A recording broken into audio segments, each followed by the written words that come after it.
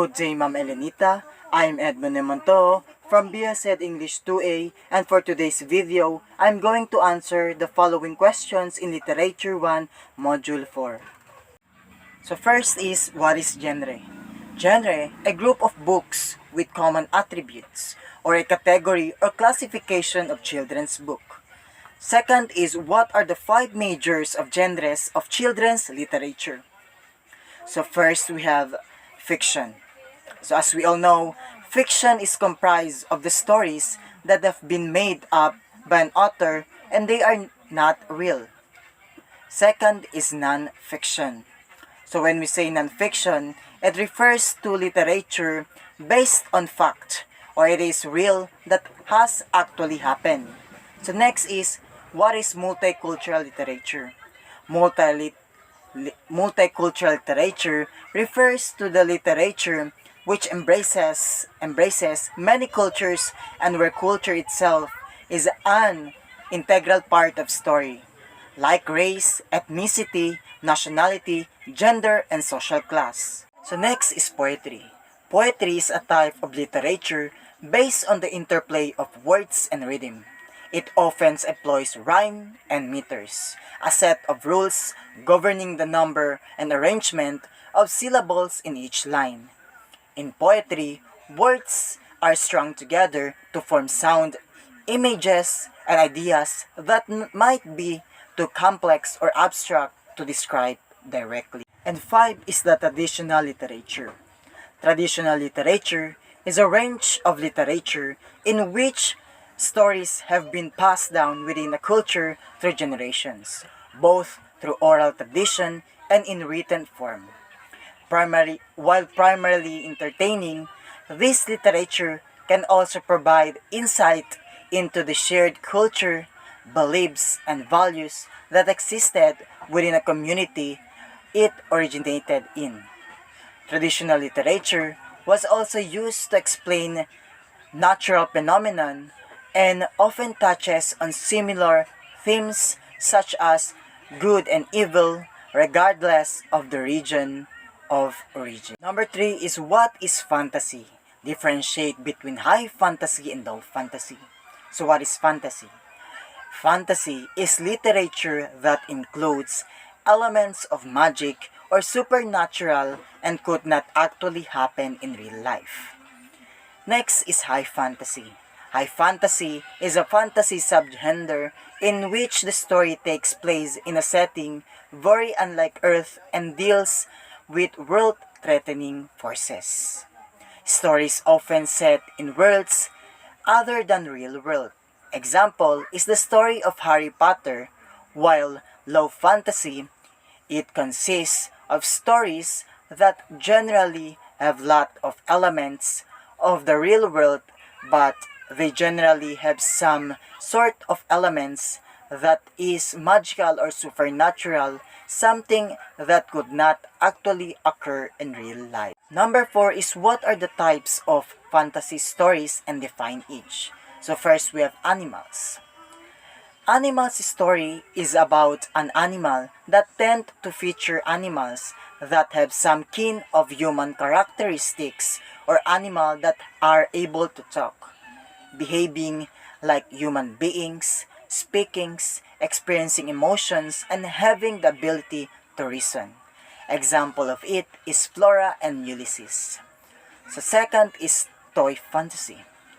Toy fantasy stories, narrators bring their beloved toys to life and transform them into animated beings that can live, talk, think, breathe, love, and behave like human beings. Example of it is the miraculous journey of Edward Tulane and the movie about the Toy Story. Next is the unreal worlds.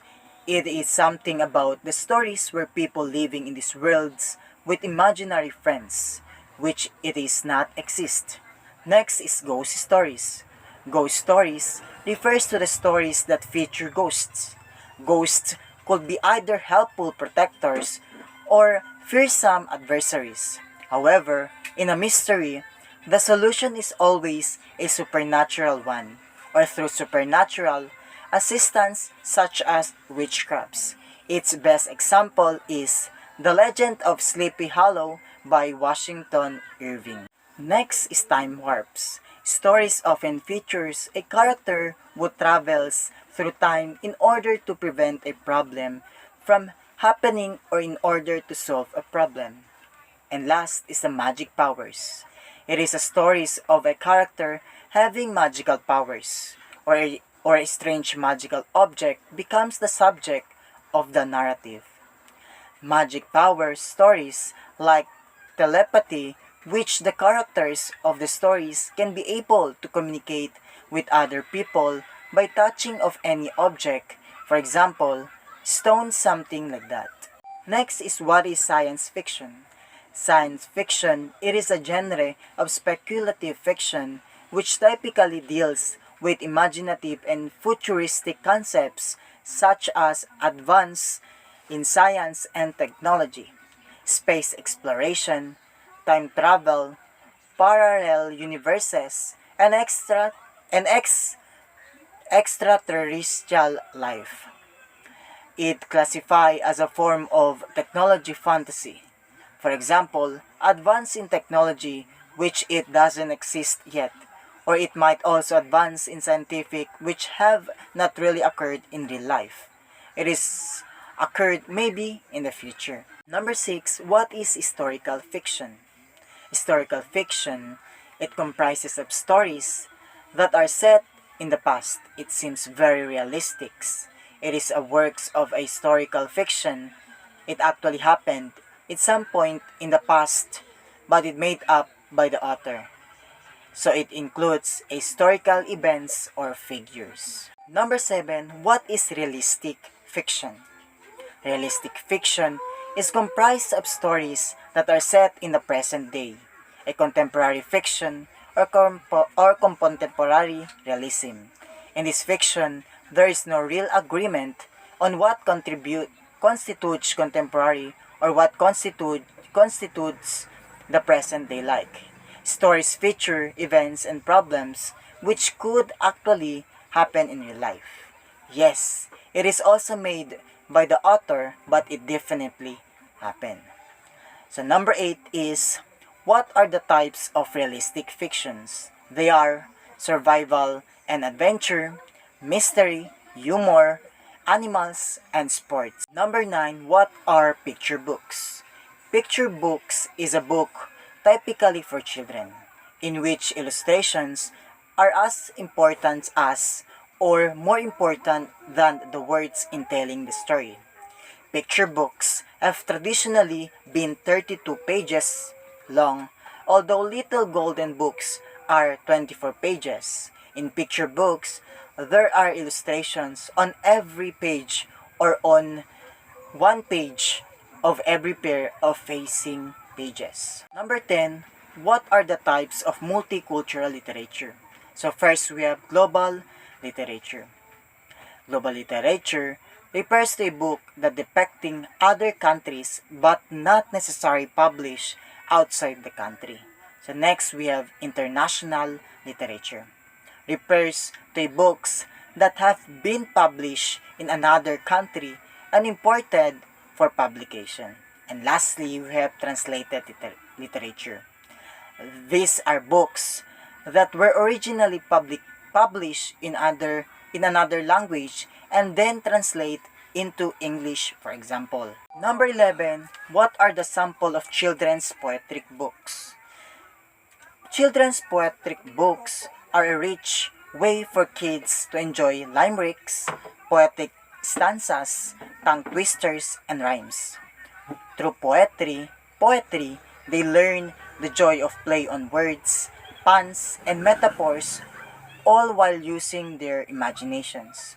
Mirror Mirror, a book of reverso poems by Marilyn Singer, Lemonade, and other poems squeezed from a single word by Bob Ruxka, taken from the scene of a child's daily life. These books offers poems that are also a puzzle to solve. The letters of the word lemonade are used to write descriptions on various poetic topics. Example, Mirror Mirror of Mirror Mirror, a book of reverso poems by Marilyn Singer, and The Random House, book of poetry for children by Jack Prelatsky. Number 12, what are fables? Well, fables is generally speaking far more accurate than act, or fables describe a man as he was to his own age. Fact describe him as he is too harmful or inconsiderable. Example, Aesop's fable of the crow and pitcher, and the frogs and the well by Aesop's fables. Number 13, what are myths? The word myth is used to describe a traditional story that typically aims to explain a natural or social phenomenon. In literary myths, the use of supernatural beings is common, and the time period usually dates back to a period or of early history of the beginning of various civilizations. Number 14, what are legends? In simple terms, a legend is a story. However, as more than just a story, it has a bit of history to it. Typically, these stories started as oral stories that took on a real life of their own. Often, a legend tells the exploits of a character like a historical account that could be possible. And typically, legends have at least a little historical truth to them. For example, King Arthur of the Round Table was an actual knight. Number 15, what are tall tales? A tall tales is a story that seems inexplicable and hard to believe. Tall tales are told for a variety of reasons. Sometimes they might be posing as the truth and be an exaggerated version of reality, whilst other times they might just be for the sake of entertainment. Blackbird was a real person, so the tall tales regarding him tend to fall into the first of the two categories that we have identified, exaggerated versions of reality. Number 16, what are realistic tales? These stories resemble real life, and fictional characters within these stories react similarly to real people. Stories that are classified as realistic fiction have plots that highlight social or personal events or issues that mirror contemporary life, such as falling in love, marriage, finding a job, divorce, alcoholism, and etc. They depict our world, and our society. Number 17, what are folktales? Feature regular people. Our English word folk comes from the German word Volk, meaning people. So as you might guess, folk tales are stories about everyday life and the day-to-day issues of humanity. Sometimes, the stories involve supernatural elements, like the ghost story we discussed above, but they usually happen to people just like you and me. Other kinds of folk tales involve animals, but the animal characters behave like humans with realistic emotions, flaws, and failings. Number 18, what are trickster tales? Here traditions produce a new trickers, Brer Rabbit. The Brer Rabbit tales share many features of traditional African trickers stories. The tricker is an underdog, smaller in stature and strength than his opponents, thus gaining the audience's sympathy, but much cleverer than and always. Number 19, what are Noodlehead stories? So Noodlehead stories, these are stories in which a intentioned character takes instructions to literally, usually with comical results, also known as literal language stories. The Amelia Bedelia series is a prime example of Noodlehead storytelling. Lastly, what are Mother Goose stories? The first printed publication of Mother Goose stories came in 1695. It was a collection of tales by Charles Perrault called Tales of My Mother Goose. Mother Goose is often cited as the author of hundreds of children's stories that have been passed down through the oral tradition and